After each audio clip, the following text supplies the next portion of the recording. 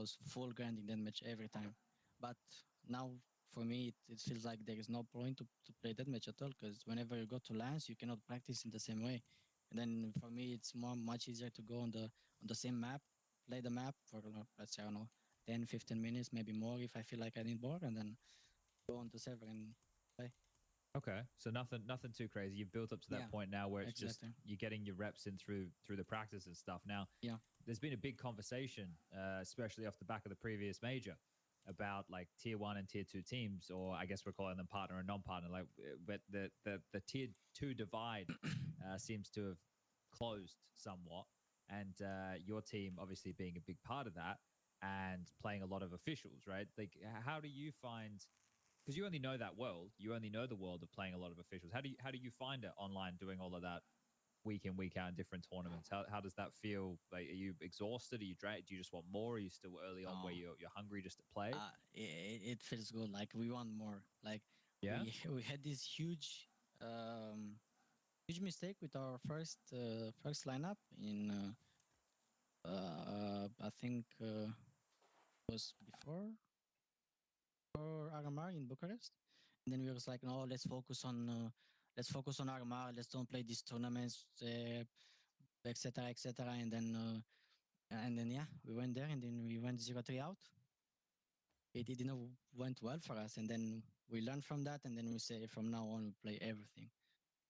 That doesn't matter if it's like 1 week before the major and 1 week after the major, let's say, and then we play basically everything that we can.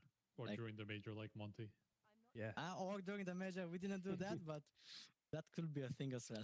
That was crazy seeing Monty having to play a match. Like, what the fuck is going on? How is this even the world that we live in right here? Okay, so I just wanted to just quickly kind of like to round out this major conversation as well. I was like, obviously the stats say you played well, right? Like, and you played like out of your mind, and everybody was agreeing with that.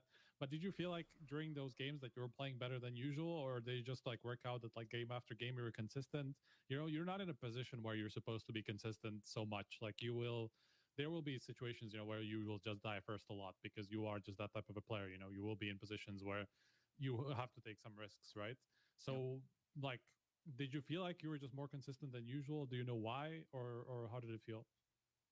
I mean, like you said, probably we went just game by game. Like, I went game by game, honestly. Like, I didn't think of like, okay, if I can do my plays now, or I keep the plays for the other game, or whatever. But I don't know. I went game by game. It worked very well every game so far.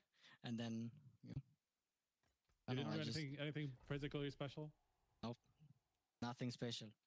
Just my prayer routine. Let's say the 10 minutes of the aimbots thing, and then that's it. Like, not that much. I was like, and I mean, you can say that we are full trust in the game plans, and then we are full trusting each other, and then you can say that it was how did we like went from 0-2 to the final. Like, we knew that we will on that day we were bad. Basically, we were bad, but we were bad on only one map. It was Inferno. It wasn't like we cannot play 5 more maps because it was only one map, right? And then we knew that we can beat a lot of teams. We knew that we can play against tier 1 teams very good. We knew that we can put up a fight. We went game by game. I went game by game, and then everything worked very well. All right, nice. Well, I don't know where else we really pivot here, because apparently, mate, you were just fucking born for this. From what, like, you nothing changed. You just been like, no, I just going through it all, going through the game plan, just fucking it. Like, mate, if anything came that easy in life for me, holy shit. Obviously, you have to work hard. That's the thing that's crazy. And but you are maintaining this mindset that exists of why you're good. But we just need to work out how to get in there. I need to get in there and work out those inner juices to know what makes you work. Because it's insane to think, like, coming into this period of time, and I don't know how much we could say here, and I don't know how much you want to talk about with this, but coming into this break, you're one of the hottest prospects. It's like you and Boros at the top, and I guess Flames as well, being open from OG at the top of everybody's tongue in terms of like riflers and looking at, and the major, like, people can sit there and go, oh yeah, but the top teams, they didn't do as top teams didn't do as well as because they fucking lost games to teams. They lost, and you beat teams. You're talking a major, last CS:GO major, everything on the line like that, and you just come in, you just fucking hammer everybody. Like, it's insane to think about. Like, there's no other way to really put it. Like, it's something that happened, and everyone's kind of flabbergasted.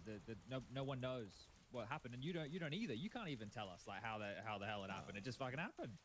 I mean, what can I say? Like, I mean, it's basically we played our game. Like I said, we knew that we can beat teams. We knew that the tier 1 teams, partner teams, they are very shaky, all of them. Why do you think that is? That's a good question to why do you think they're shaky? Maybe because I don't know, maybe they think they are better than the other teams, and then whenever they are in the game, basically, and then they see that okay, we put up a fight, and then they are trying to play way safer than they should, and they play not to lose, basically. And then if you start playing not to lose, then it's GG. Like you might get run over.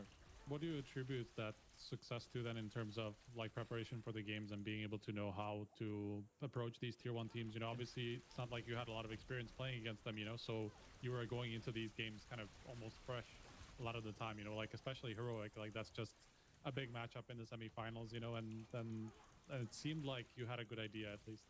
I mean, we had a good idea only because, I mean, we go map by map. I mean, we play first Ancient. We knew that we play very good on it. We're doing good on practice as well. We lost it sadly very close. And then we went for Inferno. We didn't expect them to pick it, to be honest. Like, it was one of their worst map, I think. And then, or they didn't play it for, like, for 1 month or something like this. Like, it wasn't one of their favorites map for sure. It was a very close one. We won it. We also we knew that we played good on it because it was our best map coming to the major, but we lost two weak games on Thursday for some reason. But we still knew that we can play good on it. And then on Mirage, it's funny that you can say that we ran over them, but we basically copied them. Like we copied the play style.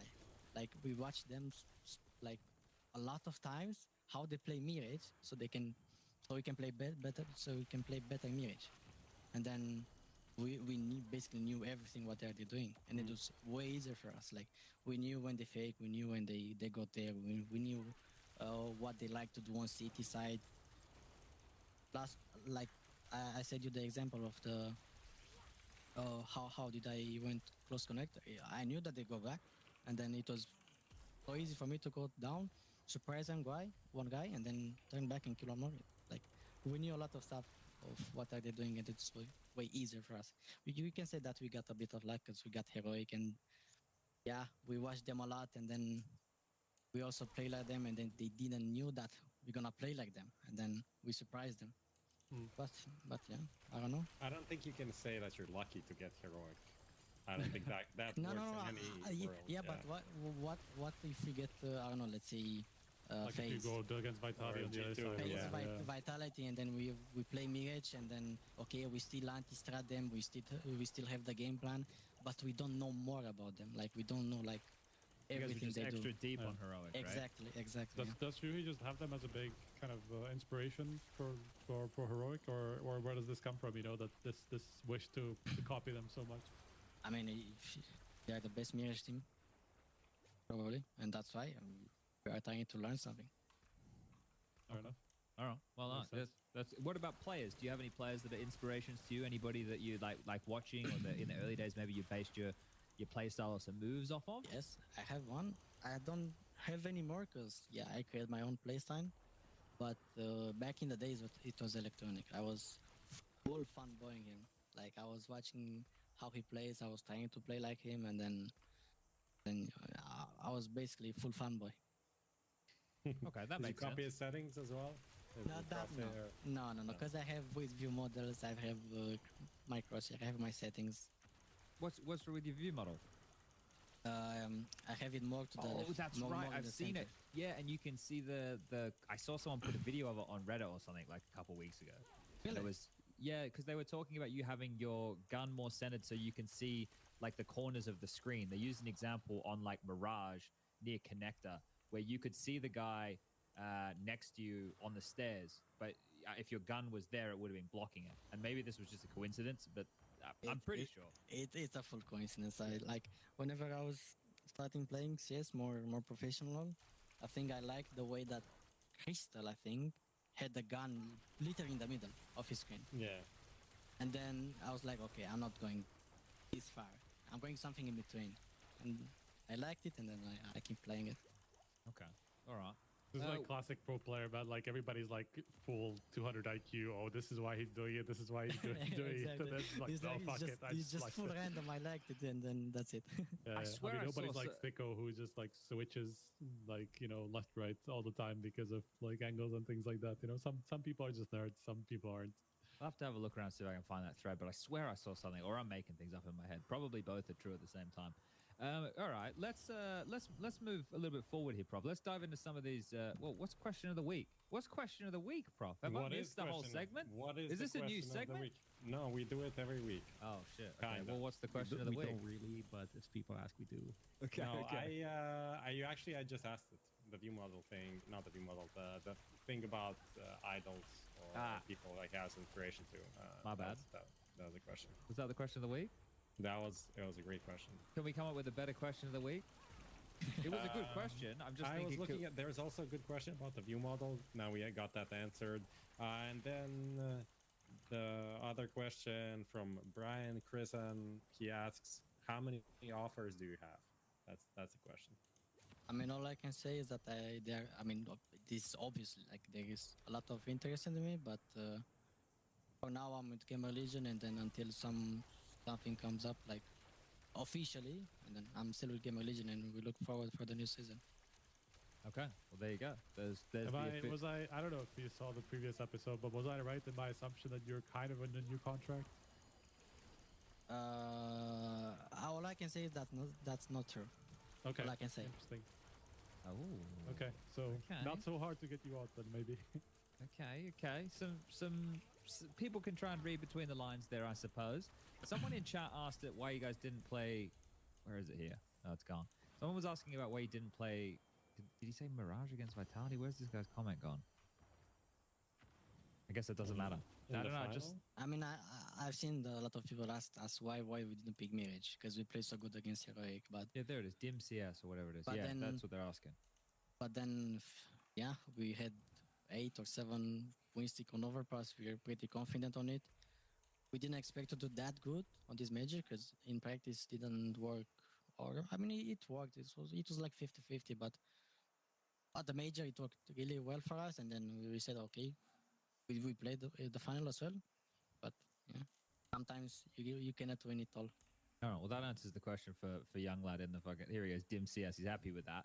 He says he loves me. Let's see how easy it is to make people love you. You just have to ask a simple question, and away you go. All right. Well, let's dive into Skinionaire, and then I guess if we have any other questions pop up throughout, because I'm sure we have other things we want to pick your brain about here, mate. Do you know what Skinionaire is? Have you seen this one before? I think a bit. I'm not sure. You have to explain to me. All right. Well, it's nice and easy. It's Who Wants to Be a Skinionaire. It's based off of a fantastic television game show known as Who Wants to Be a Millionaire. No, it's not. And it has no similarity at all. Skins, they're the sponsor. So we got Skins on the line. You are the champion today, man. Not in the Counter-Strike that we lost, but you are the champion for somebody in chat who's typing Bitskins right now. We're going to have 5 questions. They're multiple choice. Prof has written these questions. Prof, what is the theme of this week's quiz? I don't know. Whatever I could come up with. All right. Whatever you could come up with. You wouldn't believe how long it takes to make some of these. I swear at least 45 minutes. It also doesn't help that I like ADHD start reading the forums or I need to look up the stats for the question, and then I go like, oh, who played TWC 2016 for Romania, and then it just end up somewhere, and it was like, oh, I was doing something actually. I would do so bad on this, I swear to God. Sounds like a Romanian flair. Now we always keep Striker on standby. He can give you a hand. He can be a bit of a lifeline here. Now I've gone a bit more rigid with the rules in recent times. Striker can only assist you twice. Okay. Twice. Okay. Before it was just once, though. Yeah, I know, but I said I've gone a little bit more. Come on, Striker. I'm trying to be nut. Anyway, twice. 5 questions, guys. You get 5 questions, multiple choice. Every question you get correct moves the bar up, and the value of the skin increases. And the lovely viewers at home will be taking home a prize, or at least one of them. Are we ready? Let's go. All right, Lucas. Question number 1. Which of the following players has the longest active stint in their team? Is it A, Simple, B, Tabson, or C, Jerry? Jerry. Jerry? Yes.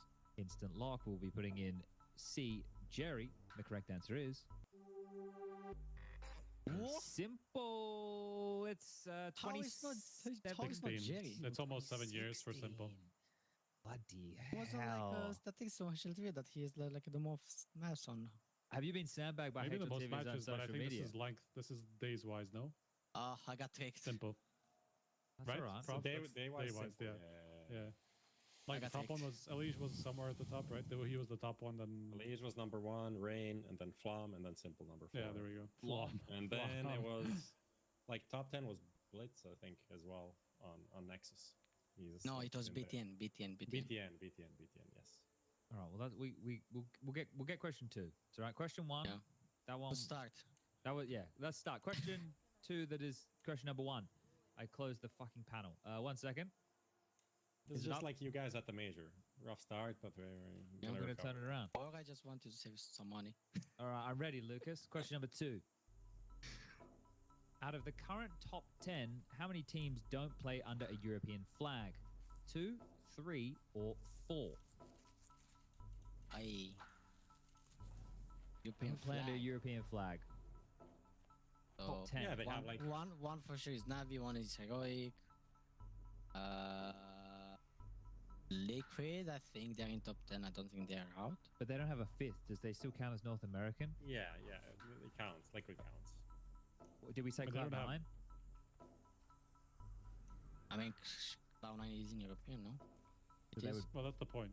but they would have, that would be 4 then. Did we count 4? We Wait. got 18 seconds. So, Heroic, Navi. Okay, go for. 4? Cloud9 Liquid. I missed it. If I Frost missed it fucking 'cause you tricked laughed. us again here, I'm not he doing didn't anything. trick us the first My time. hands are up here. We I didn't mean, trick it you. sounds like you guys got it right. I'm not 100% sure, but I think so. I think Okay. all of them are in the top 10. Correct answer is 4. Okay, we're safe. We've got something Okay. under our belt, something to work with Nice, here. nice. We're ready and raring to go now. We've been able to pick up the first, well, the second, but we've been able to pick up an answer. Let's get into question number 3. Godsent, Red Reserve, Gamer Legion, NIP. Who is the player? Brolin, Hampus, Rez. So they played in all of these teams. Godsent, Red Reserve, Gamer Legion, NIP. Who is the player? This should be. I mean, Gamer Legion. I feel there's only one answer here. Wait, I mean, that's the Did you point. say- Yeah, there's only one wait. answer to these, man. no. We're not even playing Gamer Legion, right? NIP then. No, it's the question is who played for all these teams.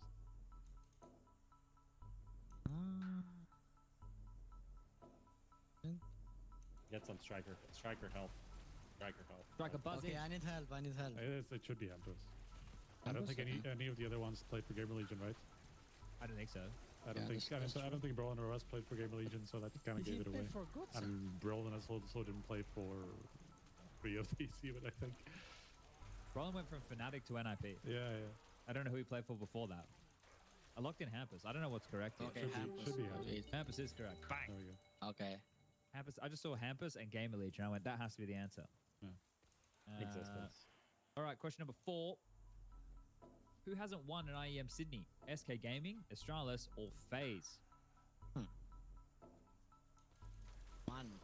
There's been 3 IEM Sydneys, 2017, 2018, 2019. I have no clue what. I know Astralis? Liquid won one of them. Okay, Astralis always got upset because it was so far. Probably phase one of this. 100%. There is no way. SK is a tricky one, so probably Astralis. Striker, I think do you want to... I like where he was going. I think Astralis is good. We're locking in Astralis. Are we okay? Is everyone happy with Astralis? I'm going to lock in Astralis here. Locking in Astralis. Astralis has been locked in. Correct answer. Astralis. Bang. FaZe Yeah, won they it with always have- Exist. Didn't FaZe win it with Exist? Was it Yeah, that the lineup, stand-in, right? right? And it was the Bella Horizonte where they won with Croman. Roman, yeah. Yeah. All right, and 5th and final question coming in thick and hot and fast. Who plays for Atox, the team that win the Perfect World Asian Tournament? I can help you with this one. I mean, I it helped me one more time, so I need You got help. this? What do you think? Wait, who plays for Atox? Yeah, it's a fucked question. Turbo and Cabal. Is that right? You've nailed it. You've absolutely fucking smashed it. Prof's not getting away with this one. That is correct. Dobo and Cabal, bang on. Cabal's new team. He's fucking back, baby. People, they were already counting him out, but he's already back. IHC Cabal, and they won an event. Who would have fucking thought? Over NKT in the grand final, Gratisfaction in New Zealand, Orpa on the other side of the server, and Bentet. That was about it. We need to pay attention to the small regions, man. We need to give them some I'm paying light. attention. We need to do that. All right. Well, that turns to be a skinionaire, and we're going to draw a quick winner. The winner is Homatron_TV, or is it Comatron? COMATRON_TV. Hope he enjoyed his burger. Oh, delicious. All right. Well, all in all, we're going on an ad break. We'll be right back. It's a good vibe. It's a good vibe. It's a good vibe. Wow.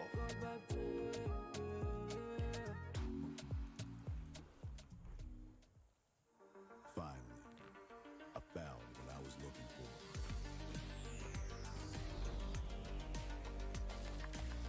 Now that my search is over, it's gonna be a tough choice. But fortunately, no need to choose. When you can just have them all. Buy and sell skins on bitskins.com. Best esports odds. VIP program and a variety of bonuses. Fast and easy withdrawals. Bet on every possible CSGO match and tournament, as well as any other esports game. Only on 22Bet.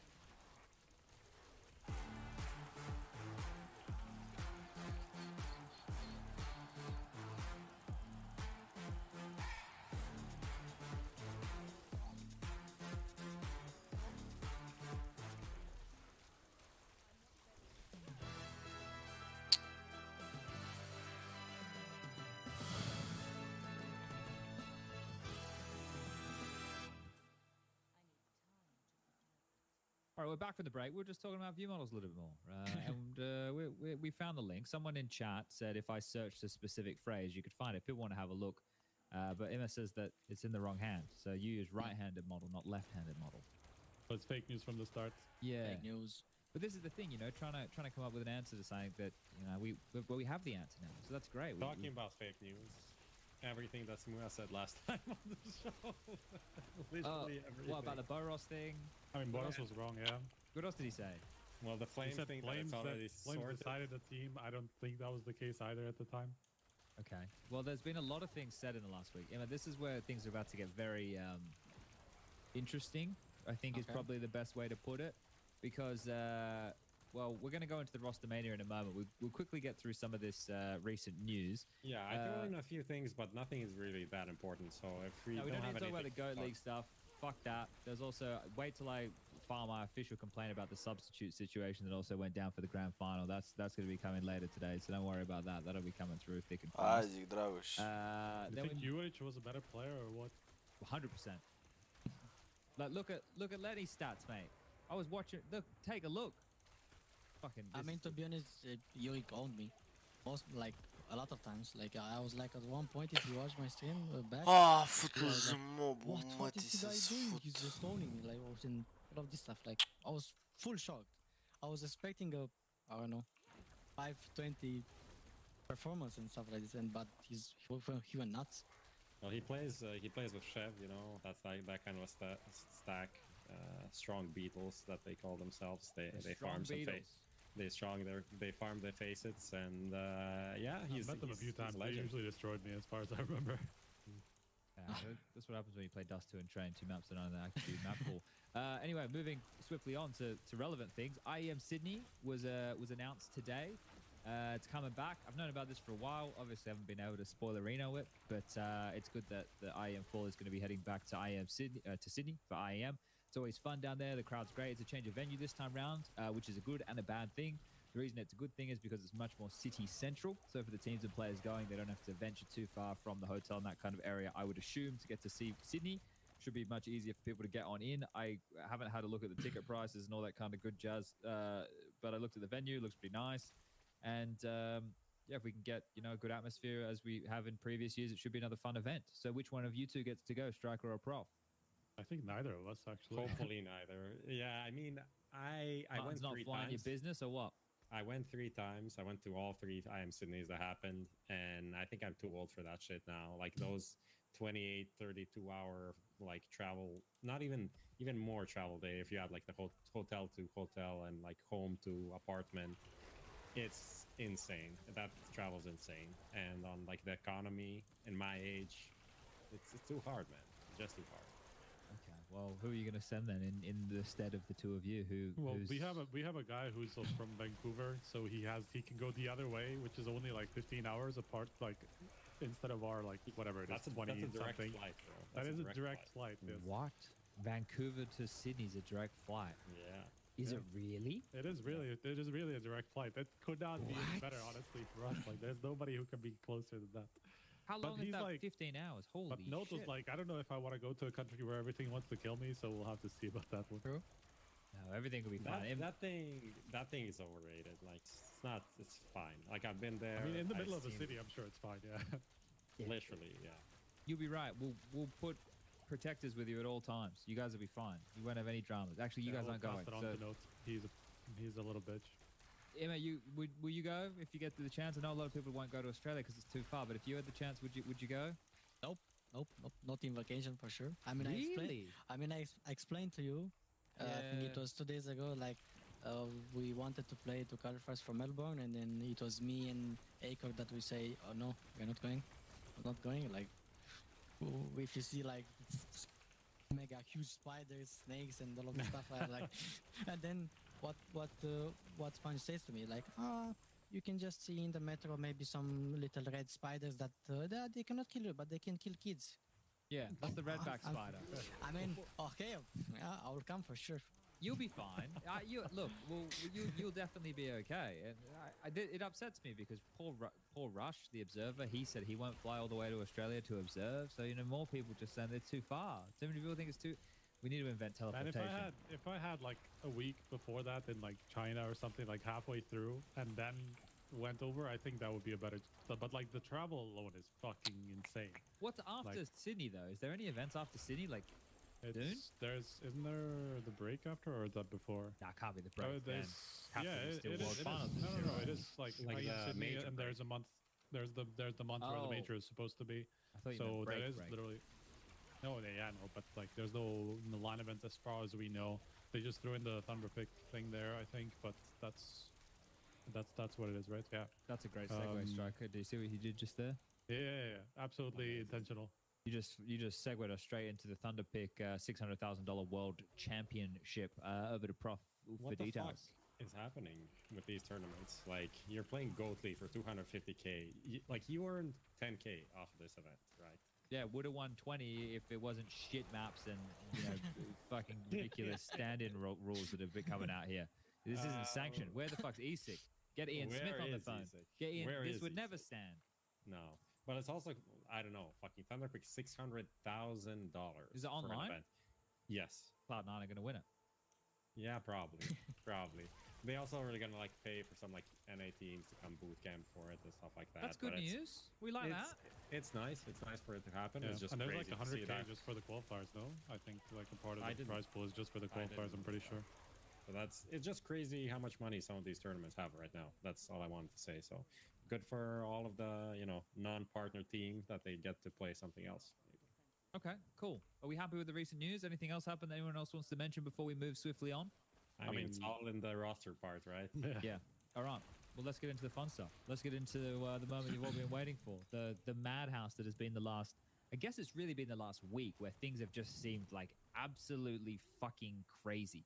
Like the last week, as soon as... Remember last time we were talking about how like nothing's decided. Like everybody's talking, but nothing is really decided. Now we're getting to the hot part where like things are starting to get decided very quickly.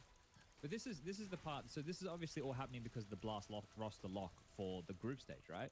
Yeah, but I mean, the thing is, like, I've tried to get Blast's view on this again because last time people were kind of complaining about it, and I think they made it a little bit looser. They give them a little bit more time during this exact period. I don't remember if this was before the winter one or the last summer one, but one of them might know that they were definitely looser. With the rulings, it wasn't 3 weeks before. I think they give them like an extra week, or they just were a little bit more lenient with what they were allowing, because I think the rule book says that they like past the roster lock, they only allow emergency switches, but there were some obvious changes that were not emergencies that happened after the roster lock. So I think Blast is just a little bit not so like to the letter about the rule book. So I'm not 100% sure that it's so. But also, strict. the roster lock is like if you make changes after the roster lock, you just lose your seed essentially. Yeah, but it's still like the rule book still says that you're only allowed to do emergency changes afterwards. I was talking to someone yesterday, right? I was talking to someone yesterday about this, and they said, yeah, they were talking to Blast about submitting their roster, and they said, well, we haven't worked it out yet. What if it's a day or two late or whatever? And they said, well, we'll just submit your old roster then. And I mean, that's what they've done in the past, but that's also caused issues. That was the whole phase situation but it's so that stupid. happened. What is the point of the roster lock? It's fucking useless. Like, that's my point. Like, especially in this period where like we know everybody will make changes, so why cut them by like 2 weeks or more time? If it's for travel, right? If it's for travel, yeah, and you like can just have the teams like cover the pay costs for themselves. Yeah. Exactly. Okay, who's the roster you have right now? Okay, we'll book flights for all of these people. Oh shit, you need to change a flight. You have to pay for that. That's out of your pocket now. Yeah. Right. I look at it and I wonder why this roster lock even exists. It's not because of content either. Like, it's not even affecting open circuit teams. It's affecting partner teams. The only other teams it's affecting are their fucking partners who are all in on it. It doesn't make any sense. Yeah, it hamstrings them really hard. Like, it's crazy. So the I best feel like thing that is needs we to get change. all this news, Striker. Yeah, I mean, It kept we you do get busy. it kind of. Yeah, it does happen all at once and all way too quickly compared to what the entire summer break is, because it ends at like whatever, like second week of July, right? It is like the cutoff for the official one anyway. I might have a bit of a segue here to get Emma involved in the conversation, mate. So you're experiencing this play break this time round, right, and getting to kind of witness it from a whole different perspective due to your performance. But like, normally, would you be having a break now, or would you just be fragging? I mean, normally, yes, I'll have a break, but this time it was different because yeah, my girlfriend has some exams to finish, and then they moved also the player break, and then it fucked it up for us at least. I mean, I think a lot of people complain about this, that they moved the player break, and then now you cannot get a proper vacation because either I will start the practice of the team, and then she's gonna finish with the exams, and then there's no vacation for us. And yeah, it goes only for the grading. Yeah, well, and I guess like it just changes the structure of what you're going to do with this time.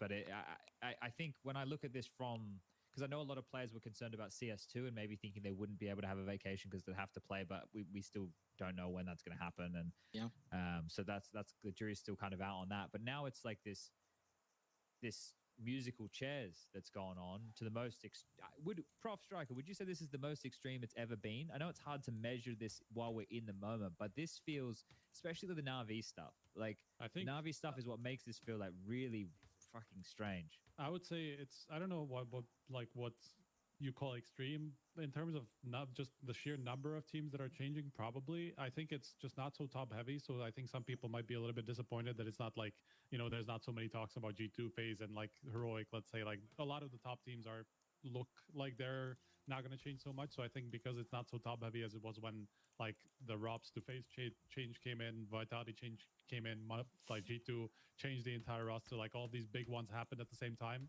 It's not as big as that in terms of top, but overall, like from number 1 to number 25 or whatever, like there's like half of them changing, which is more than usual. Okay, so do you think I'm overblowing it by saying it's the most extreme? I think it is. Like, look, that it has definitely felt the most extreme based on like just how much is being leaked, how much like there's being talked about, like what's even possible, like who's talking to whom. EG's fucking talking to like 25 different players, so that helps that they are like so active at this point. So like literally everybody's getting approached by them. So that's a part of it, because like some teams are so desperate that they're just talking to everybody possible.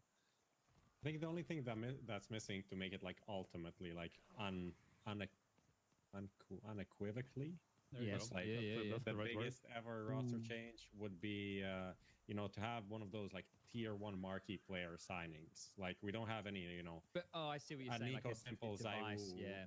Device, that kind of players making some moves. I mean, if but it's other like than that- electronic, I think it gets there. That We're is going to true. get there very That is quickly. true. Yeah, That is true. It's close though. He's close. Like he's just under like a that level of size. It's a massive name.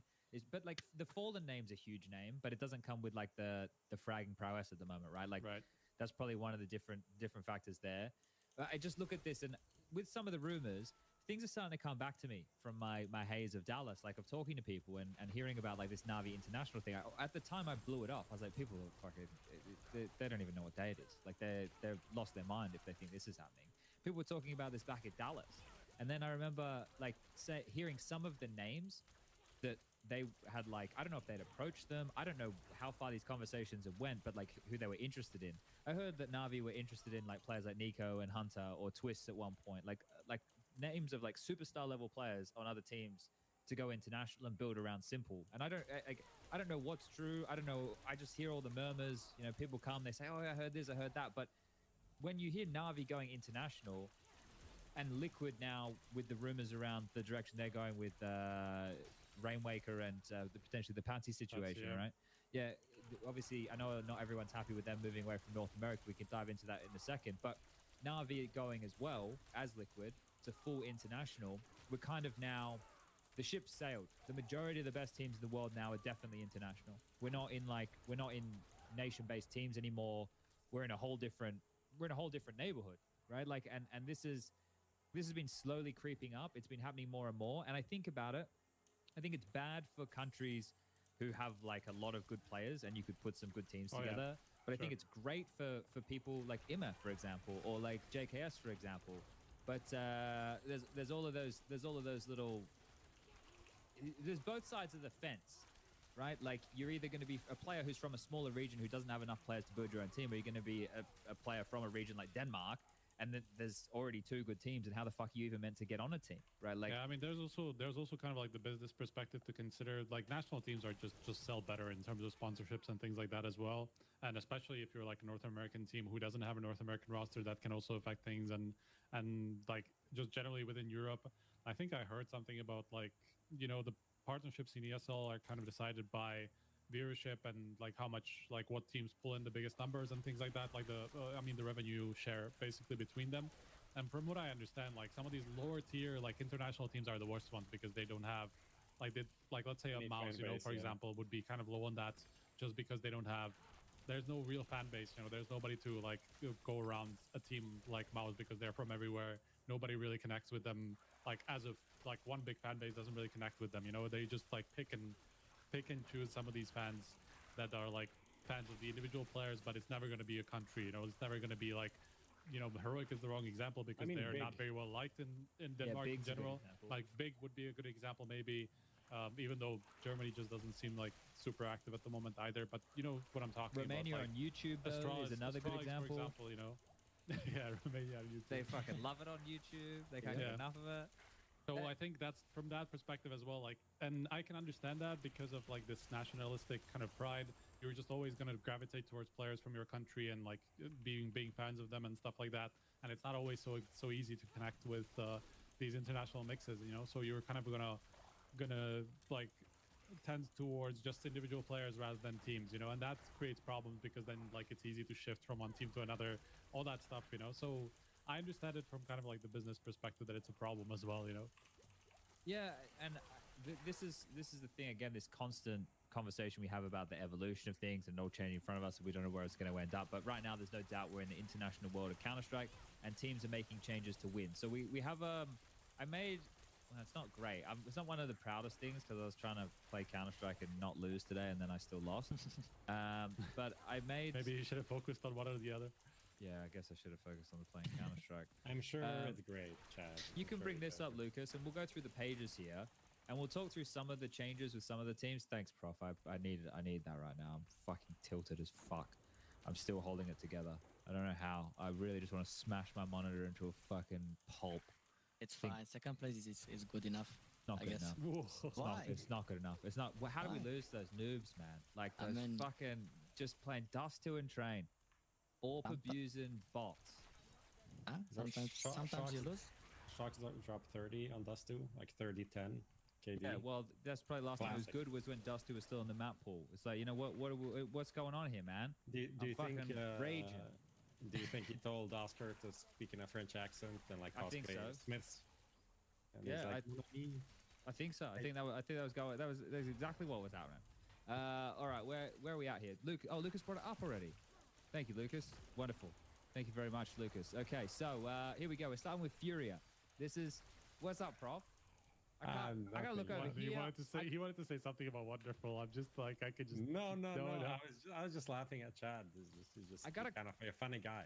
I got a crook neck, man. I have to look over here to this screen to see what's on the fucking screen. It's not ideal. Okay, Furia, where we're starting. Fallen said yes.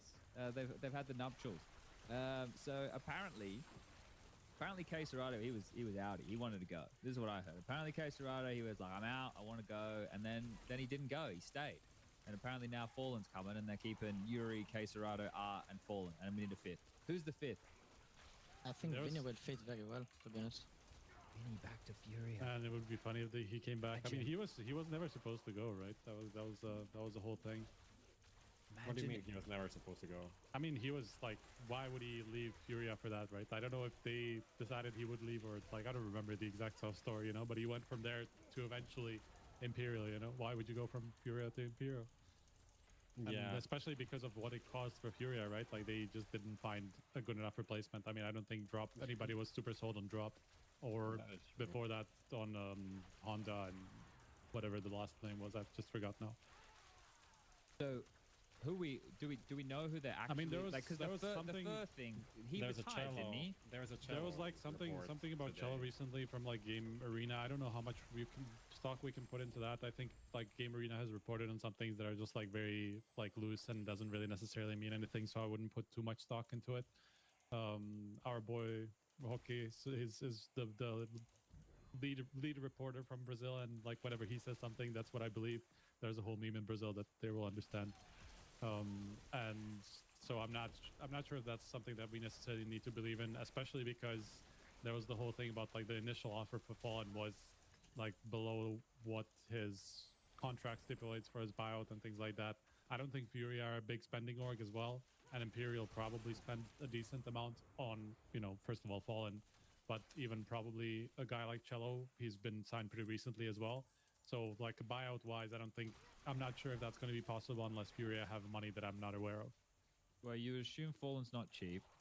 Yeah, I mean, Fallen comes with a lot of different factors. I mean, he was even talking about it in my interview with him that like it really depends on if the team will like take on some of my businesses and like help with that aspect, you know, and like sponsorships and things like that. So I think that's a part that also plays into it, and where he might not have so much like such a big requirement on a salary, for example, if there's like some help with the other aspect as well. So I don't know. There's a lot that goes beyond just the buyout itself, I would say. Okay. Well, I look at I think that those factors with Fallen are probably something that they'll try and get past because it'll be the biggest org in Brazil with Fallen there. Case Rider and Yuri, they're still great. Obviously, Fallen's going to open in-game lead. I guess Art's going to secondary open, be aggressive, and then that's why I think with what you said, Emma, having somebody like a Vinny or just a nice anchor rifler is pretty nice for them to have here. But I don't know what the future for Drop and Safe looks like. I don't even know if we should bother getting into that conversation right now. Imperial's probably going to be left in tatters. I don't know. Like replacing Fallen's not going to be easy. If they don't have Big Zera, like is he too expensive? Like there's so many questions like that. This leaves me here with this is the Brazilian roster that's going to end up. It would be crazy to get Bigger Zero and have like 3 IGLs kind of in one. Oh team. yeah, you wouldn't get Fallen. You wouldn't get Fallen and Big Zero. You'd get one or the other, right? Yeah. Yeah, probably. I mean, yeah, again, Bezera is not a guy that necessarily has to in-game lead either, but I could see what you're talking about. But still, like, the whole thing with Furia was that because of these high buyouts in Brazil, they might have to go like an academy player route or somebody who's like kind of unproven again. So that might be in their future, especially if they get Fallen, who's probably expected to be fairly expensive. All right. I think if we do a thumbs up or thumbs down on this roster with, like, let's say Vinny as a fifth or whatever, or academy player, which is maybe the more realistic. I don't really? know. We think it ends up there. What about the Liege stuff? He speaks Portuguese. I'm not really sold on this as being like a huge improvement. It's okay. It's a completely different roster just because Fallen is IGLing, but like, I don't know. It's not the blockbuster move you want, essentially. I think in general, like, I don't think it's not like Safe was doing a bad job, but he necessarily wasn't a big mover in that team. It was always Keserado and Yuri, and it was very dependent on them. And like, as much as Fallen doesn't have the fragging power as you were talking about earlier, you know, like, the biggest gripe with Furia has been their playstyle, you know, and so having a different set of eyes on it, I think, is still better than what it was before, because I didn't see any sort of change in that in terms of their playstyle, even though they were kind of like advertising how much they will change for the future and things like that. It didn't seem like that much changed. So I think it's still, I don't know, for me it's still a positive sign, and I still have like respect for Fallen as an in-game leader. Whether they're gonna make it work with him as an opper, I think it also depends on the fifth piece. Like, it cannot be another drop, I would say. It just has to be somebody more reliable. Okay. Yeah, I agree. Emma, what do you think of this roster? What do you think of the Fallen edition? I mean, that's the thing. That's why I said Vinny will fit here, because then you have on this side at least you have Vinny Art that takes space, and then you have Caserato, Yuri that they can come behind these two guys and then trade, and then you have Fallon IGL as an op as well, and then that's a huge thing because he can just hold an angle, all of the stuff, and then that's it. Then Do you think it could work? It could work, to be honest. Yeah, because that's what you want. You want two guys who are aggressive, and you want two guys who are passive, and then you want an opera that he can do both. And I think Fallen, he can do both of them. I actually do think that Fallen's like opping playstyle does fit in with like the Furia kind of like the attack trio, let's say, because he does like combat opping, like he does take close duels and things like that. It could be like he could be part of that combat trio that just attacks sites together and things like that. That I could just see it work in terms of just playstyles. Obviously, like firepower is the question mark, I think, because if you have just Keserado and Yuri, it might be a problem. But that's why I was talking about the fifth piece. I mean, I think that's the bigger key almost. All right. Yeah, I think it's curious. Like when I initially heard the Fallen news, I was like, oh man, what the fuck's going on here? But if you still have Keserado, you still have Yuri. If they can produce and you can get a third, oh, have I timed out? Nope, I think you're good. Oh shit! Oh, my webcam shit just froze. I thought I timed out. Okay, no, you're good. We could even see you the whole time. All good. Anyway, I was agreeing. Let's stop agreeing. Let's move on to the next slide. Lucas, go to slide 3, please. We'll skip slide 2 for now. We'll go to slide 3. Slide 3's got a little bit more interest to me. Well, jumping on the liquid one. Prof, you had a lot to say about this. Do you want to get saying? I don't know why I think I had a lot to say about this. But I will Were you unhappy with them moving away from North American angle? Obviously, it's kind of lame. It's just lame. It's just lame that you would have a lineup that is the best North American lineup that is not North American anymore, and it seems unlikely that we'll just ever have a good North American team anymore. That it's just done, kind of. I don't see how. Okay. Maybe Complexity can try to like get into that. It doesn't seem like EG wants to be involved in that anyway. So it's just kind of lame. That's it. So you're just disappointed that it's not going to exist for NA. Yeah, but you can see why Liquid would do a move like this, right? I don't think the lineup is too bad. Obviously, people the way the news came out is like first was the Patsy thing, and then it was like the Elige and the Rainwalker. But I think it's more like Patsy is a replacement for Elige, and then Rainwalker is a replacement for Nitro, because it seems like role-wise, Patsy's the aggressive player, so like the Elige type. And when you look at it like that, it's not that bad, but it's also two players that are kind of, I don't want to say, they're not like clear 100% upgrades. It's not like they're not buying tier 1 players. They're buying like tier 1.5, tier 2 players that fit the roles that they want, which is a different approach, I would say, for Liquid. And it's if you're importing European players, you just hope for them to import like top shit, like with Yakindar, for example. Run that by me again.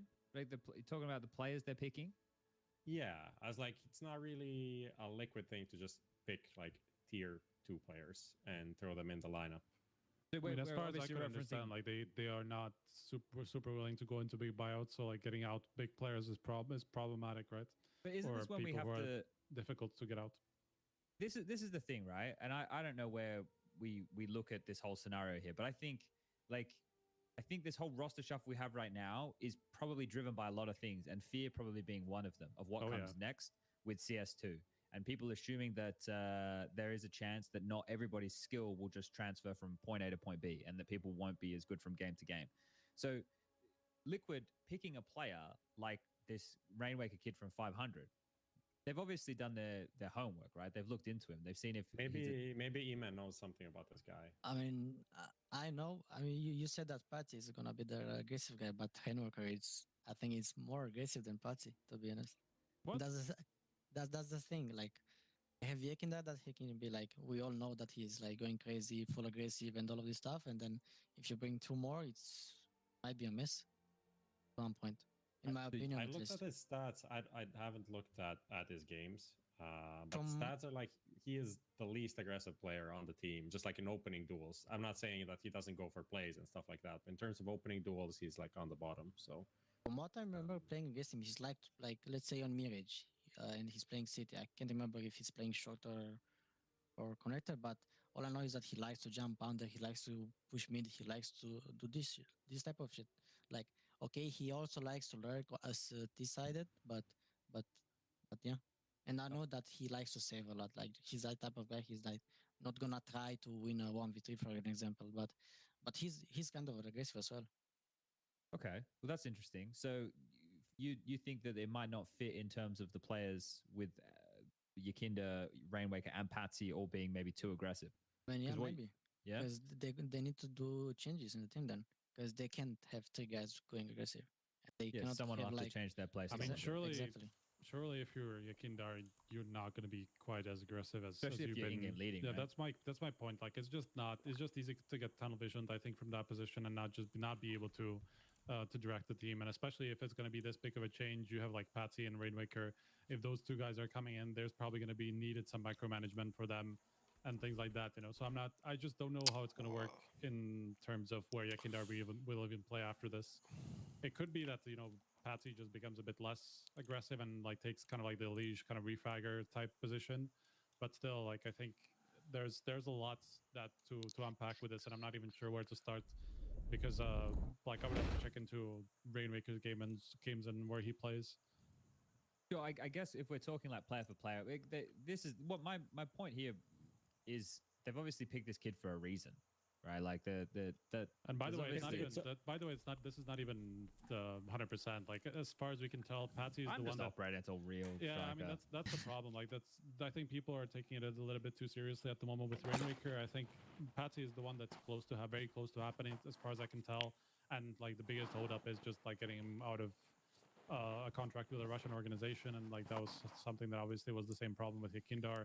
Liquid managed to get around it. Based in Serbia now, they're a Serbian organization. I don't know how. Look, I can only go off of what the report from Ryan said. I didn't exactly hear this specific situation. I just heard enough to know that like there's obvious interest. There's definitely everybody wants to make this happen, and there's been some commitment made. But 100%, some of these little details that might be contractual situation, buyout situation, there still might be some hold up in that, even from what I heard. What specifically, it's a bit it's a bit murky in that, but that's the one that should happen as long as like nothing fucks up. Rainwaker, I think, is the one that's up and down, and if Elige is leaving, not leaving, that seems to be like going to be a point of discussion in the next couple of days. So this will all be locked in, whether it's public or not. It'll all be somewhat locked in. Yeah, okay. So I guess some of those more contentious points that we were touching on and you spoke about already, Prof, it didn't even really click with me about the North American thing, but that's because I guess everyone knows my stance on the smaller regions and everything like that. Like, if you want to compete and you want to win, and the players in the team want to win, we know you have to be in Europe. Like, that's not even a conversation. If we want to have it's a different debate about, oh yeah, well, what can we do to help North America or help this region or help that? That's not the conversation we're having here this evening. The conversation we're having is people making roster changes to be the best they can be. And I understand why people might see the Rainwaker one and go, well, this isn't a fucking Boros. This isn't an Immer. This isn't someone who we've just seen play well, but this is obviously someone the team decided and I imagine he's not very expensive. And I imagine going into CS2 that if it doesn't work, it's almost like no harm, no foul. You know what I mean? Yeah. It's like, well, we tried, and now we can buy someone else. You know, whereas I imagine Patsy's going to cost them some money. It was like 100K, I think, was the number thrown out in the Ryan report. And we know that like we've spoken about this before in the past, that Naf doesn't seem like he has any issues wanting to be in Europe to play Counter-Strike all the time. Like, we know his missus lives over this side of the pond. It was believed that it was Nitro and Elige who were the two that wanted to be in North America a little bit more, right? Which was another factor for Liquid, them having to be in North America. I am curious how much that's changed, by the way, because if you're like, look at Elige, right? Like, if you're a guy like Elige and you see that, okay, this is a key problem of why you can't stay in Liquid, like you have to move to Europe, where the fuck would you go to be able to be in North America like this? You just have to move to Europe at this point. Like, there's nowhere else exactly, for you to go, right? for you not to spend, you know, a lot of time in Europe. Like, you can't stay. I don't know where he would go to be able to stay more time. To be like, going to EG. chance. That was. I'm not sure how much to believe that that's actually happening as well. Like, again, still a lot, I think, depends on if Liquid actually want him to stay or not, and how much he has decided that that Europe is okay. Because I think either way, you know, even if he goes with EG, they're also going European. They're also going to have to stay a lot of time in Europe. No, everybody is. Like, at this point, North America is fucked. Like, nobody's staying there. Yeah, we don't need to talk about North America today. We could say that for that's my point. So I think Elige at Lucas, this point. quickly go to see slide 5. Keep going, Striker. No, I think if you're Elige, like, you will just have to realize, okay, I will have to spend time in Europe. There's no chance for me to play Counter-Strike at the top level and do what I want, meaning, you know, stay as much time as possible in the NNA, you know. Emma, what do you think? What do you think of this on your screen right here, mate? What do you think of that bottom roster? How's that make you feel? Get your boy Electronic in there. I mean, I think it's better than the first roster. Well, this is a rumored isn't this a rumored roster? Like this one down the bottom here, isn't that? I'm reading the dirt sheets. That could be kind of like the direction, I guess. I don't know. Look how wild this is. Bro.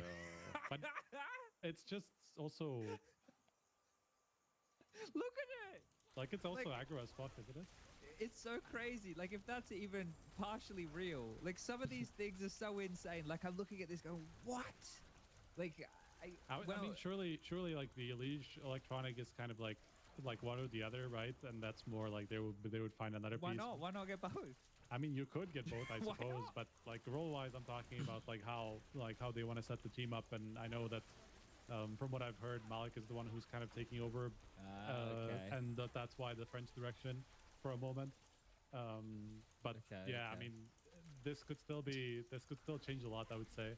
And it's like Electronic, as far as I can tell, is not going to be easy to get out of Navi, and it's not even 100% that he's actually leaving. Well, what from are what all I've the tweets heard. and stories about and shit? Bro, then? I mean, the problem is like a lot of people will just like blurt out everything that's not 100% yet, and that's why I'm a little bit more careful about what I hear and what I'm sharing, like in actual reporting. So that's why I'm trying to do a little bit more like tempering the expectations, just because a lot of this is not 100%. Like, same with Elige, same with Electronic and Perfecto, you know, leaving Navi. As far as I understand, this is like there's still going to be like a final decision made about this. Unless it is happening now or whatever, and something's changed since the last time I talked to people. But it's just there's still a lot up in the air at this point that's undecided. If something was signed, I would know at this point.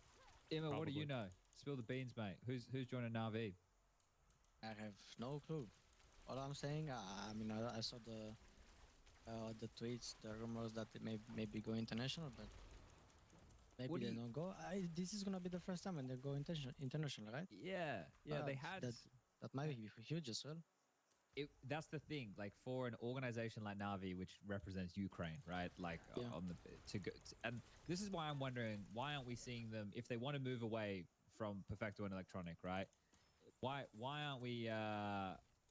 Why? You know what's the crazy part about this, by the way? I don't know that this is 100% true, but as far as I can tell, it's not Navi's decision. Oh shit! Like the Electronic and Perfecto parts, you know, like people will probably think, okay, like it's the Russian connection, and that's like they finally put their foot down. But it's, as far as I can tell, you know, it doesn't even make sense why that would be the case, because like why would you keep them for a year and a half into the war and like suddenly decide, okay, it's not okay anymore, you know?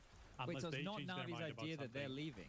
Yeah, as far as I can understand that, it's like if that's like they started that conversation rather than Navi, you know, wanting them out, and that makes, like, if you think about it, that makes 100% sense. Like, again, why would they want them out? They are the two pieces like that are super key to them staying outside of an international roster. Like if they don't have these two, who the fuck do they get? Like they can't stay Russian speaking if they lose both of them. What about the guys from Bait? Prof's a Captain Kirk fan. Captain Kurka. Yeah, but it's a lot of unproven guys. I mean, fucking It hell, is. like it's you will have to rebuild hard. Like it's crazy how bad things could get for Navi. But I heard the same thing as you, by the way, that they were like really They were shopping going around. for big names. Like they were looking at big names at least. Bring You know, up- maybe not 100% offers, but they were definitely considering some of these players that are in established organizations and like maybe aren't so willing to leave. Yeah, so that's the thing. Like when the Alexi B one, if they're going international and they're looking for an in-game leader, okay, you can understand that conversation pretty immediately because, well, we're gonna Hampus is gone. Hampus took Alexi's spot, right? Man, it would be fucking crazy if an IP didn't want Alexi and then just like kicked him and he would go to Navi. Surely not. and play with Simple. How crazy! Surely not. Surely not. Bro, imagine that. Imagine Simple playing with Alexi B on Navi. Can you envision that? Bro, that would be the craziest fucking shit ever. What kind of career is that for Alexi B? Like 6 months NG2 kicked, 6 months and NIP kicked, and now he goes to Navi to IGL Simple. Like, get off my, fuck off with that How shit. crazy! That's impossible. That's fucking impossible. I can't accept this reality at all. Fucking I don't crazy. know, man. I look at this is the one that I don't know. Like I really have no idea. I Well, think I the don't think rumor of they even Nexa know at this makes as point. much sense. oh shit, realistically, but Nex is staying with OG now. it seems like it. Yeah. Yep. I can, Lucas, go to slide 2. Yeah. Oh, is that official? No. Nexa coming back is not official yet, but it is that is happening. But they as far as I tweeted can about tell. Dexter and Neofrag today. I mean, I reported about the whole move that they signed Regali, that Nexa is coming back, and these three guys will be the ones that they will build the rest.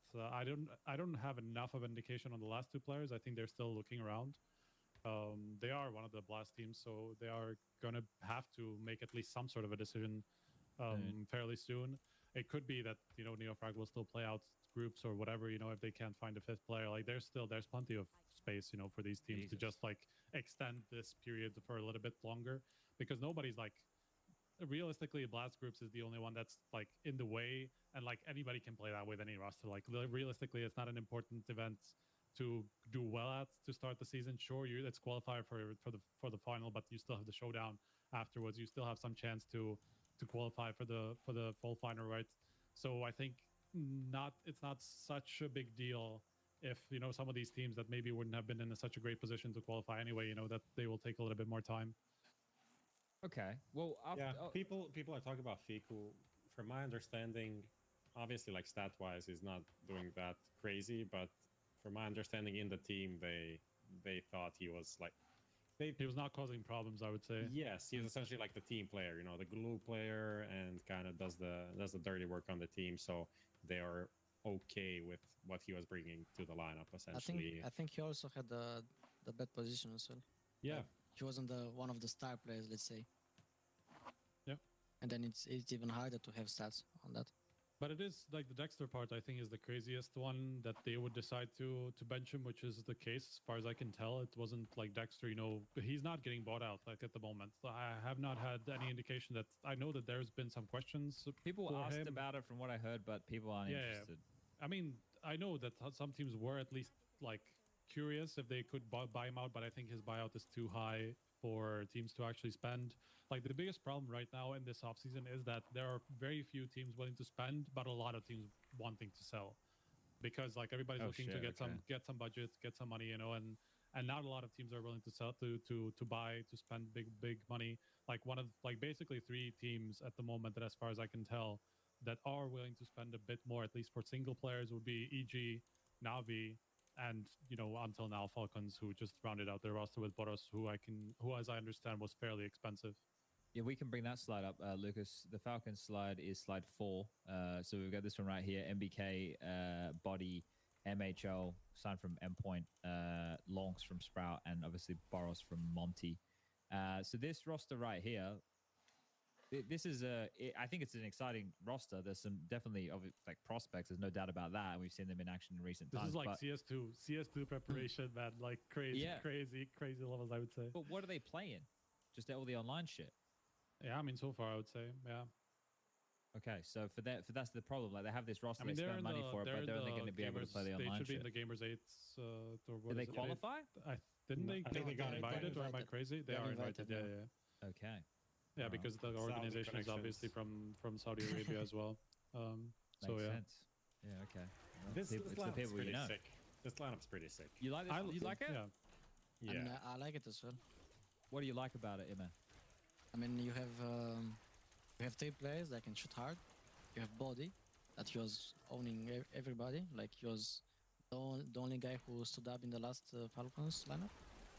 Then you have Longs. We all know him. Like he can do a lot of shit, a lot of stuff. And then he's also not playing the star players roles. Like he's playing like anchor-ish on some maps. For example, he's playing B Vertigo. He's playing I don't know. He was playing BF's Mirage at one point, from what I remember, and he's still pulling like some weird stats. Like he's like 120 or something like this. He was at one point. And then you have Boros. Like you can just take Boros go kill, like he did in the I don't know, some ago. I think he said in the interview, just go kill Nafani or whatever he said. And then yeah, if MBK has 3 guys like this, who he can say like, okay, plan A is gonna be long Boros go kill, plan B longs go kill, and then plan C the Body go kill. MHL clutch is basically like the then Body and MHL clutch. Exactly, like it's cool work. There was also a little bit of hype around MHL like a while ago, right? Like maybe a year and a bit ago, and then I mean, he's been touted as a big prospect for a while. I think it's a bit of a. I wonder if it's a bit of a tell that he hasn't made it to something a little bit more interesting with the reputation that he's had. So I don't know if like there's something behind the scenes that I'm not aware of, that people don't like how he plays. Like if he's a bit of a baiter. I've heard like that's from some angles, but I mean, we know that a lot of Alpros are like that these days, you know. So I'm not sure that that's such a big problem. Yeah, I'm just looking here. So obviously, Ago into Mouse NXT, and then from Mouse NXT into Endpoint. So I guess even way during Ego, like he was like people were saying, okay, he should be on like a top 20 team at least. Yeah, but he was there with Fiku, and I think also people said that Fiku was kind of underrated in the lineup. I think he took a break as well before NXT. True. So NXT, so like from Algo, he was like break for school and shit. I remember and this, kind of had to do the whole grind back. Yeah, he was this back is definitely in Algo the time. yeah. This is the time for him to show like what he's made of. Right now, he's gonna be on the. This team needs to be in like the top 30 consistently, top 20-ish, right? Competing, playing some lands, and it's his chance to prove that he is good. But because if not, as you said, there is a shit ton of offers out there that are pretty good. Like someone like Forsey, completely like under the radar right now. He's been like a free agent for 6 months because you have like Azorti, you have Dexter now potentially like wonderful. You know, like that's the rumor that Art Trust is coming in. Big so Rink. there's What about Big Rink? Wrinkle. Yeah, I heard that they are having offers as well, like a couple of the bait guys, but they also have pretty big buyouts, so people aren't really crazy to, you know, risk it for throw the money players at that. like this. Yeah, it's interesting because I heard about Wrinkle like even last year or something, and I heard number like that's like would be crazy at the time, but that probably would have decreased by now. But just generally, I feel like that's probably something that's going to happen at least now, unless he re-signed recently and like his contract just became even more unreasonable. But that could happen. There's still a lot of like free agent players floating around. There's still a couple of orgs looking for players. The problem is there's like a lot of these free agents, you know, they cost money, and that's as I said, like not a lot of not a lot. Forsey is not, Sarasot is not, Wonderful is not, Zorti is not. Who was the last one? Wrinkle is not. None of these are free agents, man. That's the problem. Like they Dexter's not. Dexter's not. Yeah, all these offers. You know, there's a lot of options, but you do have to spend for them. The buyouts are huge as well. I've heard like in it's quite large in Brazil. I heard like in North America on some players it's pretty big as well. Yeah, and that it just stops all these moves that we want to see happen from happening, which makes sense. It's business. You sign a contract, right? There's people are. Look, I'm sure that there's some kind of solution for it, but I'm not here to solve that problem tonight. You know, but there could be a problem. Like, I doubt that Bait are getting paid like any sort of decent money, you know, but like are getting locked behind some crazy contracts. So that's the part that should be sorted out, you know. Sure. Because like if you're getting paid whatever, I can throw out even 2,000 euros, which I would be almost surprised if they were that high. In bait, I could be wrong. I just put a number out of my ass, but it is a Ukrainian organization, you know, with basically no like top tier exposure, you know. So I doubt that they're getting paid anything. But like I heard a long time ago, something like 100,000 buyout, you know. So like it's just not reasonable, not really comparable to their real salaries. Like money grows on trees. All right. Let me ask you a question here. Which change, rumored change, seems the most like surprising to you in a good or bad way? Because surely one of these you've heard, you've gone, fuck, what, how, that, why is that happening? I mean, I can say a good one. I can say that the Regali rumors for. I mean, is he signed? Is he officially signed for Regali? Not official, but yeah, it is happening. I mean, if they sign him, it's gonna be a good thing. At least for Romanian, that we can get like more exposure. Let's say like this, and then it'll be good. I think he's gonna do decent there. Decent, at least decent. Like he can put some numbers. He had a decent time standing in for them. Yeah. So. Like he's that type of player who's like playing the same play style like James, but he can play also aggressive, and that's good. You want an upper like this, then yeah. I mean, I'm curious if he's gonna fit with the two more guys that they're gonna bring What do we think about this line of thinking? That it's an interesting coincidence, quote unquote, that Nexa is coming back now that Dexter's out. I don't think it's a coincidence. I heard that Dexter is hard to work with. That's kind of what I've kind of been insinuating. Yes. Yeah, but that's I think whether or not that maybe that might not be the only reason. Maybe there was more reasons. It just is strange that he's coming back to OG. I thought he would have been trying to go somewhere else, and then he's still stuck in the in-game leader role, which we know that he didn't want to do. So. It's going to be hard for Nexa, I think. Then it depends on how aggressive OG. I think this whole thing with Nexa and in-game leading, I think he would have been okay with in-game leading a team that makes sense for him. You know, like I think that's been kind of like that's been a bit of a misinformation out there. That like yes, there have been positions where he didn't want to lead, but he didn't want to lead because he wasn't getting what he wanted, he couldn't do what he wanted to do. Whether it be in G2 or even the stint with OG, probably, you know, towards the end. So I would assume that that's the same thing happening over and over, you know, for him. Of course, I mean, you can tell kind of like suck it up. If you want to have a place on a team, then that's your only value at this point. That's possible, but you know, there's also that to consider.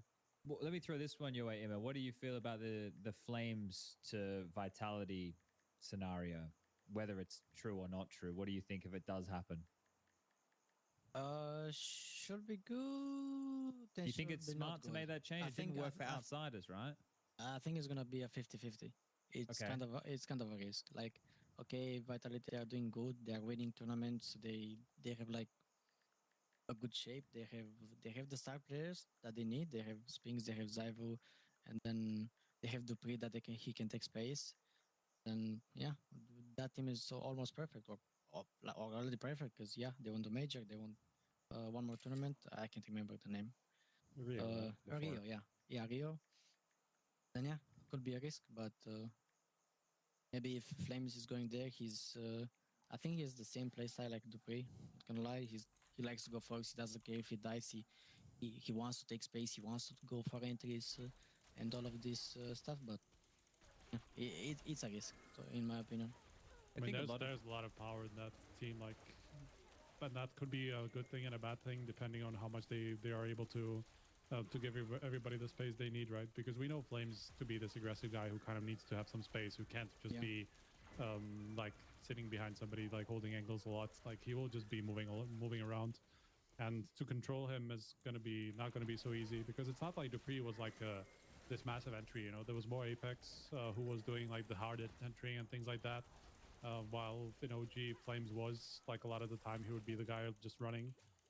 So I'm curious about like how that's going to mix up if that happens, you know, like, and just generally, like, obviously Flames is used to being treated as kind of a star of the team, right? And that's just not going to happen in Vitality. Well, I feel there's definitely room for him to do some of his stuff within that team. Just bring up this tweet that Prof just linked in TeamSpeak, if you would, Lucas. I read this one out. It's from Nerds about these exact rumors we're discussing, and then I'll give it to you, Prof, and you can say what you want to say. Thank you. So Nurk said, I saw the rumors about Dupree. For me, it doesn't make sense. Some people talking about the long run and his stats overall, and most people forget about personality, impact in-game and outside of the game. When I'm watching Vitality, he's key factor in the team. The way how he's going first and taking space, plus his personality from viewer POV has a huge impact. With all the big love I have for Flames, I don't think it's a good idea. And if Vitality going to make this change, I guess I don't understand CS anymore. Just to add some context there, Nerds and Flames are friends. They're both from Israel. So for him to have that to say, I don't think he would ever be saying anything to like besmirch Flames or whatever. Like he just thinks it's a bad move. Yeah. It's may I talk now, chat? Yes, you may, Prof. Thank you. You have the floor. I think it's a crazy thing to read. Like obviously, as you said, people usually don't say anything in a negative context about their friends on Twitter because it's just easier to not say anything. So for him to like put out the opinion, it's very interesting to say the least.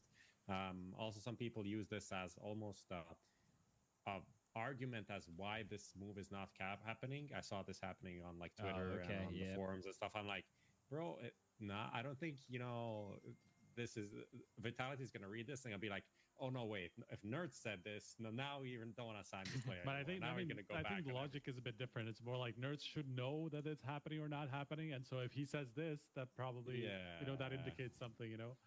I don't know about that because it seems. I think Vitality is a team that is comfortable making these like risky choices, and obviously they're bringing in fucking Magic and Dupree was a risky choice, and like the Nivera and a lot of things that they did over time were like long-term thinking. Oh, yeah. That's why it makes sense to me for them to want to do this essentially because Dupree is a great player, but Flames is a lot younger and has time to grow. I don't think we saw the peak of Flames yet, but we definitely saw the peak of Dupree. We're never going to have the Dupree of like 3 or 4 years ago. So that's why I understand why they would want it. But there is always the intangibles of a player and his personality. And definitely Dupree is a guy that has a good personality. I think one can. No, yes, there's like some of the like, oh, he's raging moments, but everyone on Astralis has like punched a few monitors over the years. And we don't think like Device is a toxic guy because of it, right? I think that is something that, even though Flames is also, I would say, like kind of a personable character, Dupree has like experience of winning fucking 5 majors and being at every fucking major ever. So there is something that they're losing that is an intangible, and how that will reflect on the rest of the team is a big question mark. But I think it's a good move for the long run, especially because the next major is in 9 months. So you have a long lead time to figure that shit out. And like realistically, do you guys think Dupree is gonna up and leave somewhere? I think he's just gonna be benched for the time being. And like if things are really shit, they can always bring him back. I want him to rejoin Astralis and reunite with Device and Glaive, and that trio, the double Ds, are back together under Glaive's leadership. I wouldn't mind that, but with the thing Stare is, and Blame. Yeah, that would be kind of sick. That's a sick roster. I just want to put focus on this as well. Like in this roster period, is there a better free fucking agent than Flames? I don't think so. That's why the number 1 team in the world right now is going to use their big dick and swing it and be like, yeah, we want this guy for free. We're going to pay him a salary, but like, what's the fucking worst that can happen? That's true. They can sell him. And they can stack the deck as far as the contract's concerned and the way it works for them and the expectations and everything. Yeah.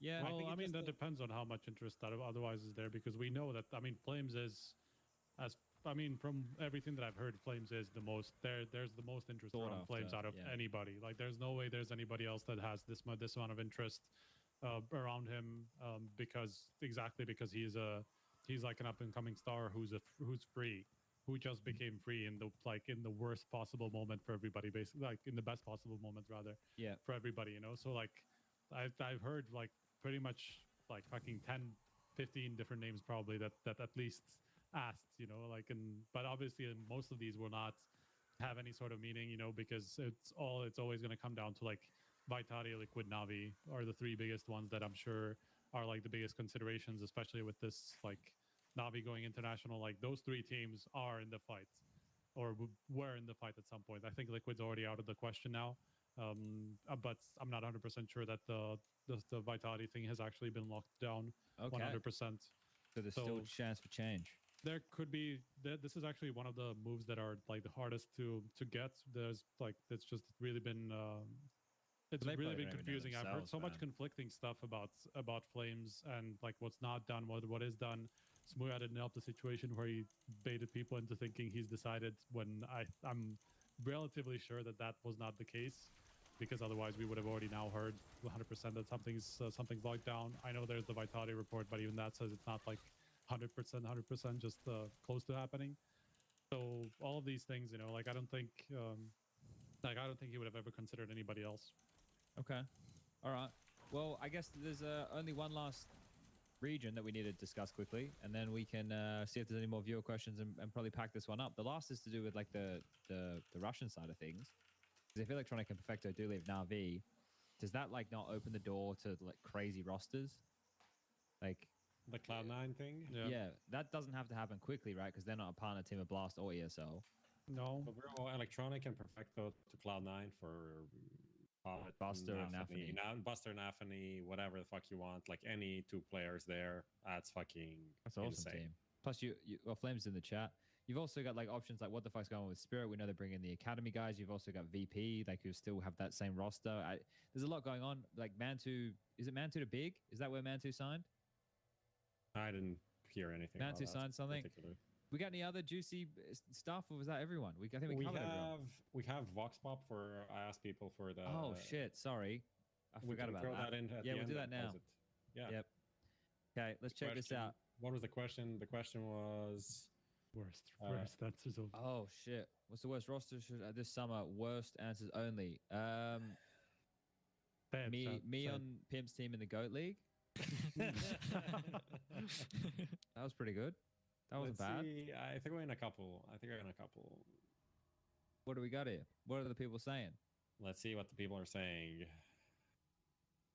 I like this one. Okay, read it to me. Liquid Rainwalker. The dude played 3 real lands in his life and is coming to replace Elige. It's from I Can't Read. It's fun, happiness or something. I thought it was funny, kind of cheeky. Okay. Here, yes. All right. A bit cheeky. All right, let's go next. That's a funny one. Honestly, it could be worse.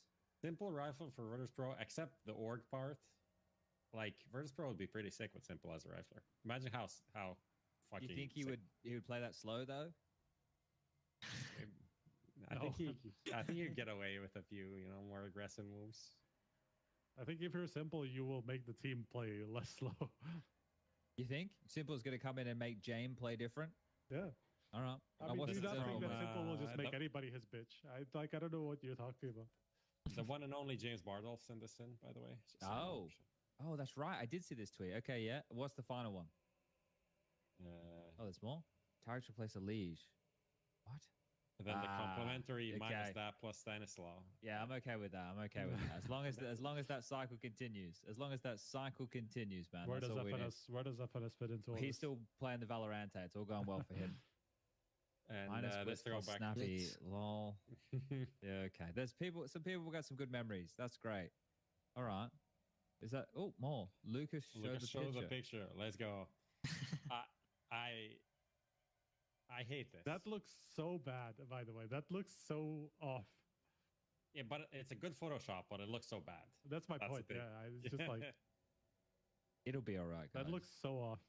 It's going to be fine. I'd like to see Electronic in EG with Jax, Elige, automatic. I don't know if anybody else has this kind of feeling, but like now that EG are actually willing to spend and like to go outside of NA, which is like something that probably most people would have wanted them to do in the first place rather than like keep going with this shit. Yeah, is the fact that like they wasted 2 years of everybody's time to now try to be good. Like I don't want them to do that. They only wasted 2 years of their own time. Well, but like we also wasted. We also had to watch them in Pro League. We literally had to watch them place dead last at like fucking 15 out of 17 events that they played in, just because they're a partner team in both. Someone has to lose, no? Yeah, but Emma, why Yeah, didn't but why EG does just buy why your does it team? always have to be one team? I mean, They should have just bought your team. Then that would have been fine. Would have all worked out, right? You would have been an EG. Could have. Anyway, they're North American. We got any other? Nobody else is pissed off about this, by the way. That they've just wasted everybody's time to suddenly Because try to be I good. gave up on them almost immediately. I went, whatever. Right. If the experiment works, it works. If it doesn't, it doesn't. Who Fair cares? enough. We don't need to talk yeah, about but them. they were a partner team who just wasted a slot in most tournaments they played in, man. Yeah, they were keeping the heating on, mate. They were just burning money throughout the last couple of years, just keeping it warm. I'm not talking about them, what it meant for them. I'm talking about us, man. We could have had like a we've Game been of Legion tortured. playing Okay, at whatever it is, like Pro League more. Yeah, fair enough.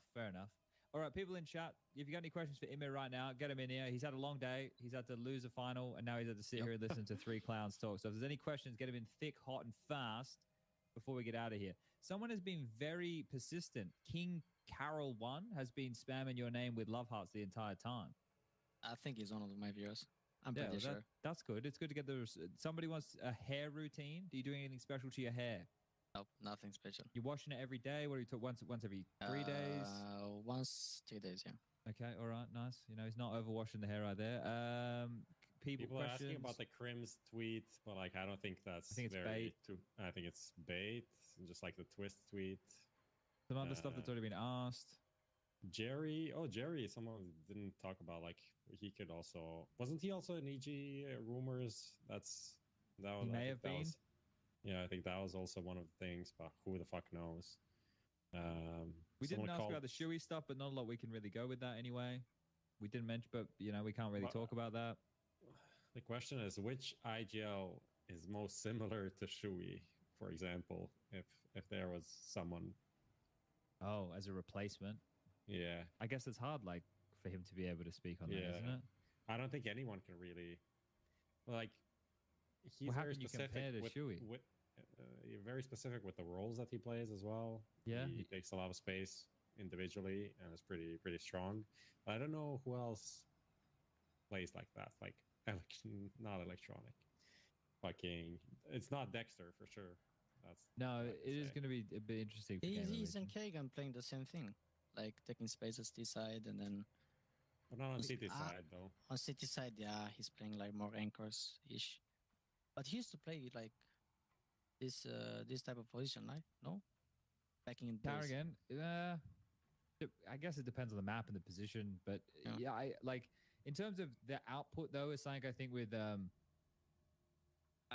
I think with Shuey is the difference in terms of the output you're getting, and obviously he's younger, so you're hoping to get a bit more mechanically and individually out of him in that regard. But his macro is obviously good, and you talking about what he brought to the team and stuff a little bit earlier too. So just one for the future as far as in-game leaders go, right? We don't have a lot of them. We don't have a lot of them to really take a look at here. Now I'm just going to quickly glance and have a look at one last little thing. People just talking about, you've already spoken about most of this stuff. Most of this stuff's been said. All right, Emma, is there anything you want to say? It was a great tournament with you. Sad, man. No, I don't have anything else. How is Chad as an in-game leader? Pretty good, not gonna lie. Maybe a bit rusty because didn't play for a while, but on this side he saved us, at least on the reverse map, for sure. The reverse map. Oh yeah, the one ancient. Yeah. In the group stage, yeah. I'm throwing fucking window smokes on reversed ancient. Yeah. I've fucking bought individually. It's not good enough. It's really just not good enough. There's no excuse for it. It's not as bad. Yeah. Do you want to play more though? I do. I do want to play more, but it's like reverse maps. No, fuck that shit. and fuck Dust 2 and fuck Train. That's all I'm gonna say. I agree with that. I hate Dust 2. Nobody likes Dust 2 as it is now. I mean, I didn't play for 2 years, so yeah, exactly. That was my first time in 2 years playing Dust 2. Well, I played it in CS2 matchmaking and it was enough, man. Like I played it like 5 times and I was like, fuck that. It's just so bad to play, especially in a pug where like you don't know how to deal with the mid pushes. Yeah. All right. Well, do you have to do any sponsors? No, I guess you don't have to. You don't even have the jersey on, mate. You're all good in the hood. Well, thank you for joining us this evening. It's been a pleasure to have you. Thank you for get your having me. insights. And hopefully we get to see much more of you in the future because I guess I can speak for everybody when I say this. They can say otherwise, but getting to see you just fucking dumpster people at the major. It was, I think, Striker, you put it a great way. It was like you're in the Matrix. So it's great to see you have a breakout event like that, be in the running for, you know, MVP of a fucking major. It's amazing. So great to have you in our scene. You're a lovely lad. Thank you for your time. Thank you everybody for tuning in, and we'll be back not next week, right? Because I mean, we'll I'm work going to it be out. out, but I'm not sure if you guys will be able to do something. We'll work something out. Maybe we have a show next week. Maybe we don't. Either way, we'll hear from us soon.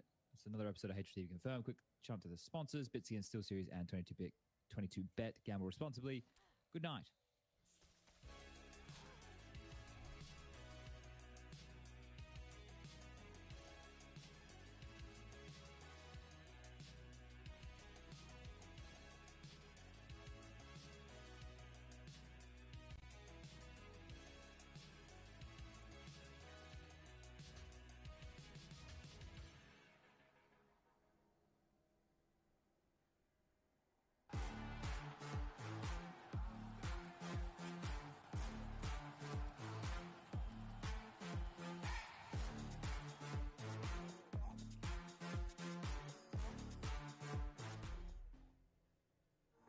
Finally, I found what I was looking for.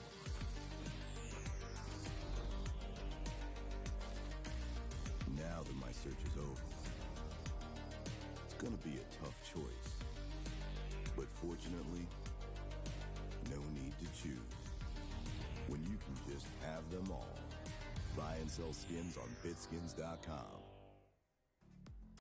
Best esports odds. VIP program and a variety of bonuses. Fast and easy withdrawals. Bet on every possible CSGO match and tournament, as well as any other esports game. Only on 22Bet. Here's a good vibe, train, train, train, train. Here's a good vibe, train, train, train, train. Here's a good vibe, train, train, train, train. Good vibe, train, yeah.